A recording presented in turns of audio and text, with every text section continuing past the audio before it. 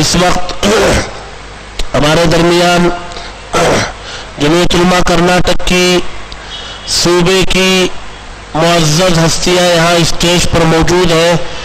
انہی میں ایک علمی شخصیت جمعیت علماء کرناٹک کے نائب صدر اور بے شمار کتابوں کے مصنف، اللہ تبارک و تعالی نے جنہیں اپنی صفت علم سے وافر حصہ عطا فرمایا ہے، حضرت مولانا سید مسعود احمد صاحب ہاشمی دامت برکاتہم، محتمم مدرسہ احیاء العلوم شیموگا ہمارے درمیان تشریف رکھتے ہیں. میں آپ سے گزارش کروں گا کہ آپ اپنے خطاب سے ہم سب کو مستفید فرمائیں.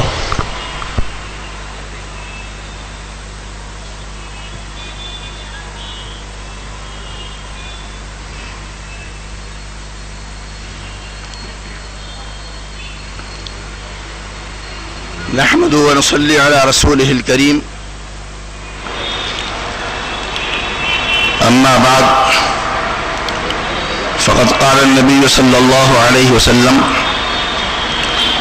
انصر أخاك ظالما أو مظلوما، أو كما قال عليه الصلاة والسلام. بزرگان محترم، حضرات علماء کرام، دانشوران قوم، معزز سامعین، ہمارے کرناٹک کے جمعیت علماء کے صدر حضرت مولانا مفتی افتخار احمد صاحب قاسمی دامت برکاتہم نے اچانک حکم دیا کہ تجھے چند منٹ اس موضوع کے تعلق سے کچھ کہنا ہے. ذہن میں دو حدیثیں آئیں جن کا متن تو نہیں لیکن ترجمہ پیش کروں گا، اور اس کی روشنی میں اپنے مقصد کی جانب آؤں گا. میں نے ایک حدیث ابھی آپ حضرات کے سامنے پڑھی. سردار دو جہاں صلی اللہ علیہ وسلم نے حضرات صحابہ کرام کو مخاطب کرتے ہوئے فرمایا: انصر اخاک ظالما او مظلوما، اپنے بھائی کی مدد کرو چاہے وہ ظالم ہو چاہے وہ مظلوم ہو. اصل میں یہ جملہ سردار دو جہاں صلی اللہ علیہ وسلم کی بعثت سے پہلے عرب میں بہت بولا جاتا تھا. وہاں قبائلی زندگی تھی، ان کا یہ فیصلہ تھا اور ان کا نظریہ تھا کہ وہ لوگ آپس میں ایک دوسرے کو کہتے تھے کہ بھئی تمہیں کوئی معاملہ ہو، اگر تمہاری پارٹی کا آدمی ہے، تمہارے قبیلے کا آدمی ہے، تمہارے خاندان کا آدمی ہے، تمہارے وطن کا آدمی ہے، تمہارے قوم کا آدمی ہے، تو تم کو چاہیے اس کی مدد کرو. ظالم ہو جب بھی مدد کرو، مظلوم ہو جب بھی مدد کرو. تو مظلوم کی مدد کی جائے، کمزور کی مدد کی جائے تو بات سمجھ میں آتی ہے، لیکن ظالم کی مدد کے لیے وہ کہتے تھے کہ ہمارا آدمی. آج بھی یونین بازی چلتی رہتی ہے، یونین والوں کی تائید کی جاتی چاہے وہ غلط ہی کیوں نہ کہیں، غلط ہی کام کیوں نہ کریں. لیکن اسلام سچائی اور انصاف کی تعلیم دیتا ہے. حضور سرور کائنات صلی اللہ علیہ وسلم نے یہی جملہ صحابہ کرام سے فرمایا کہ انصر اخاک ظالما او مظلوما، اپنے بھائی کی مدد کرو چاہے ظالم ہو چاہے مظلوم ہو. صحابہ کی چونکہ آپ نے تربیت کی تھی، ان کی ذہن سازی کی تھی، حق و باطل میں تمیز کرنے کا ان کو سلیقہ عنایت فرمایا تھا، اس لیے فوری طور پر صحابہ کرام نے سوال کیا کہ یا رسول اللہ، مظلوم کی مدد تو سمجھ میں آتی ہے کہ وہ کمزور ہے، اس کی حق تلفی کی جا رہی ہے، اس کا ساتھ دیا جائے، لیکن ظالم کا ساتھ کیسے دیا جائے؟ وہ تو اور ظلم کرے گا. سرکار نے فرمایا کہ مظلوم کا ساتھ دینا چاہیے، اس کی مدد کرنی چاہیے. تو تمہیں معلوم ہی ہے ظالم کی مدد کرنا اس طرح سے ہوگا اس کو ظلم سے روک دیا جائے. ظلم سے روکنا اس کی مدد کرنا ہے.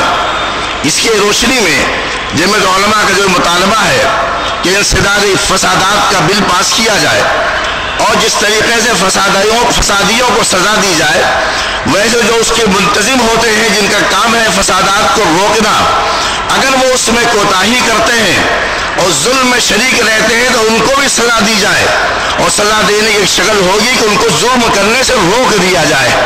یہی مطالبہ جمعیت علماء کا، جس کی تفصیلات آپ لوگوں سے سنیں گے۔ دوسری حدیث ایک ذہن میں آئی، وہ یہ کہ ایک مرتبہ ایک صحابی سردار دو جہاں صلی اللہ علیہ وسلم کی خدمت میں حاضر ہوئے اور عرض کیا، یا رسول اللہ میں بہت غریب ہوں، محتاج ہوں، نادار ہوں، میری کچھ مدد فرمائیے۔ سرکار نے فرمایا تمہارے پاس کوئی سامان ہے؟ کہنے لگے میرے پاس ایک تھیلا ہے، ٹاٹ ہے، جس کو ہم لوگ آدھا بچھا لیتے ہیں اور آدھا اوڑھ لیتے ہیں، اس کے علاوہ ہمارے پاس بچھانے کے لیے کچھ نہیں ہے، اور کھانے اور پینے کے لیے ہمارے پاس لکڑی کا ایک پیالہ ہے، اسی میں پیتے بھی ہیں اسی میں کھاتے بھی ہیں۔ سرکار نے فرمایا اس کو لے کر کے آؤ۔ وہ صحابی لے کر کے حاضر خدمت ہوئے، حضور نے بیع میں یزید فرمایا، یعنی نیلام کیا ہے۔ نیلام کے اندر جو زیادہ قیمت دیتا اس کو دے دیا جاتا، آپ جانتے ہی ہیں، فقہاء اس کو کہتے ہیں بیع میں یزید، یعنی جو زیادہ قیمت دے گا اس کے ہاتھ میں وپار کر دیا جائے گا۔ صحابہ قیمت لگاتے رہے، ایک صحابی نے زیادہ قیمت لگایا اور آپ نے ان کے حوالے وہ پیالہ بھی کر دیا اور وہ ٹاٹ بھی کر دیا جس پر وہ آدھا بچھاتے تھے اور آدھا اوڑھ لیتے تھے، اور وہ صحابی سے فرمایا کہ یہ کچھ پیسے لے کر کے گھر والوں کے لیے سامان لے کر کے آؤ کھانے پینے کا، اور کچھ پیسے آپ نے اسی میں سے دیے اور فرمایا کلہاڑا لے کر کے آؤ۔ وہ کلہاڑا لے کر کے آئے، سرکار نے اپنے دست مبارک سے کلہاڑے میں اس کی بیٹ اور لکڑی کو ڈالا۔ جب کلہاڑا تیار ہو گیا تو ان صحابی کے حوالے کیا اور فرمایا کہ لے جاؤ جنگل میں لکڑیاں کاٹو اور کاٹ کر کے اپنے معاش کا انتظام کرو، اور دیکھو تقریباً 15 دن تک میرے سامنے مت آنا، اس لیے کہ آدمی کے اندر اجرت پسندی ہے، ذرا سے دیر میں نفع کو تلاش کرتا ہے، ذرا سے دیر میں نقصان سے مایوس ہو جاتا ہے۔ تو آپ نے ایک مدت دیا کہ 15 دن تک تم لکڑیاں کاٹ کاٹ کر بیچتے رہو اور اس کے بعد آ کر کے مجھے بتلانا۔ وہ گئے، لکڑیاں کاٹتے رہے، بیچتے رہے، نفع ہوتا رہا۔ 15 دن کے بعد حاضر خدمت ہوئے اور خوشی خوشی عرض کیا، رسول اللہ اتنا پیسہ مجھے مل گیا، میں نے گھر والوں کے کھانے پینے کے انتظام کر دیا، کپڑے کا انتظام کر دیا، اتنا میرے پاس پسماندہ ہے۔ آپ نے فرمایا کہ دیکھو تمہارے لیے یہ بہتر تھا کہ تم دوسروں سے مانگتے پھرتے، یہ تمہارے لیے یہ بہتر ہے کہ تم نے خود کاروبار کیا، تمہاری معاشی حالت درست ہو گئی اور آج تم خوشحال زندگی گزار رہے ہو اپنی اس حالت کے مطابق۔ دونوں میں سے کیا چیز بہتر ہے؟ اور آگے حدیث میں سرکار نے ارشاد فرمایا، الید العلیٰ خیر من الید السفلیٰ، اوپر کا ہاتھ نیچے کے ہاتھ سے بہتر ہے۔ اوپر کا ہاتھ دینے والا ہاتھ، نیچے کا ہاتھ مانگنے والا، لینے والا ہاتھ۔ اس حدیث کی روشنی میں یہ معلوم ہوا ہے کہ یہ ذمہ داری قائد کی ہوتی ہے، یہ ذمہ داری حکمراں کی ہوتی ہے، یہ ذمہ داری حکومت کی ہوتی ہے جو لوگوں کے معاشی حالات کو درست کرے۔ اگر معاشی حالات نہیں درست رہیں گے تو ظاہر بات ہے لوگ ترقی کیسے کریں گے؟ ملک کی کامیابی کا دار و مدار اس پر ہوتا ہے کہ لوگوں کی معاشی حالات درست ہوں، امن و امان قائم ہو۔ دو بنیادی چیزیں ہیں، معاشی حالات کے درست ہونا، امن و امان کا قائم ہونا، یہ دونوں بنیادی چیزیں ہیں۔ انہی دونوں بنیادی چیزوں کا جمعیت علماء مطالبہ کرتی ہے کہ حکومت کو چاہیے مسلمانوں کی معاشی حالات کو درست کرے، ہر شعبۂ زندگی میں ان کو نمائندگی دے اور آبادی کے تناسب کے اعتبار سے ان کو نوکریاں ملازمتیں دے تاکہ مسلمانوں کی معاشی حالت درست ہو۔ ہندوستان کے اندر مسلمان بھی ہے، ہندوستان کے اندر غیر مسلم بھی ہے، دونوں بستے رہتے ہیں۔ ملک کی ترقی اسی میں ہے کہ دونوں ستونوں کو بلند کیا جائے۔ اگر ایک ستون کو بلند کیا جائے گا اس کا گراف بڑھتا چلا جائے گا، دوسرے ستون کو بلند نہیں کیا جائے گا، عمارت کبھی سیدھی نہیں بن سکتی، ٹیڑھی بنے گی۔ لہذا یہ مطالبہ دوسرا کیا گیا ہے کہ مسلمانوں کو آبادی کے تناسب کے اعتبار سے ملازمتیں دی جائیں، ان کی معاشی حالات کی فکر دی جائے، اور یہی وہ منشور ہے جس کو سردار دو جہاں صلی اللہ علیہ وسلم نے دنیا کے سامنے پیش کیا ہے۔ اسی طریقے سے ظالم کا ہاتھ پکڑنے والی بات جو پہلے آئی ہے وہ یہ کہ ظالم کو ظلم سے روک دیا جائے، جو بھی طریقہ مناسب اختیار کیا جا سکتا ہے۔ لہذا ان دونوں حدیثوں کی روشنی میں جمعیت علماء کے مطالبے کو دوبارہ دہراتا ہوں کہ حکومت آبادی کے तनासुब के एतबार से मुसलमानों को नुमाइंदगी दे, और उसी के साथ साथ फसादात के रोकथाम के लिए जो लोग इंतजाम करते हैं, जो उसके जिम्मेदार होते हैं, इंतजामिया जिनके हाथ में होती है, उनकी पकड़ की जाए। अगर फसादात में तसलसल कायम रहता है और बहुत बड़ी आबादी की जान और माल को खतरे में डाला जाता है। मुसलमानों के बारे में कहा जाता है अकलियत में है, लेकिन हकीकत यह है अकलियत और अक्सरियत के बहस हटा दीजिए। फी नफ्सी अगर मुसलमानों की तादाद पर आप गौर करेंगे तो एक शुमार के मुताबिक हिंदुस्तान में तकरीबन 25 करोड़ मुसलमान पाया जाता है, यानी 1/4 आबादी जो है इस मुल्क की वो मुसलमानों की है।